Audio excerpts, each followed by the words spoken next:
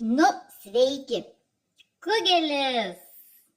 Prisiskutam bulvių, sutarkuosime gražiai tokias geltonos bulvytės, įtarkuojame svogūną, česnaką, prisispriginame spirgų su rūkytais, šviežių lašinukų ir svogūną pakepinau ir česnaką pieną užviriname ir užpilsime ant šitų tarkių, išmaišysime, dėsime visokių prieskonių, druskytės, pipiriukų, spirgų sudedam, kiaušinis 4, išmaišom, su meile viską padarome, sudedame viską iš pižinių puodą ir kepsime orkaitėje. O kokios valandos su pusė kepiau.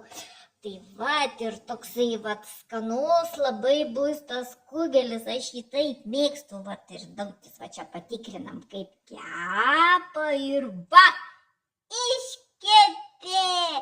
Это из картошки кугелис. Вот так вот. Тертая картошка, сало пожаренное, там всякие приправы. И так вот час-полтора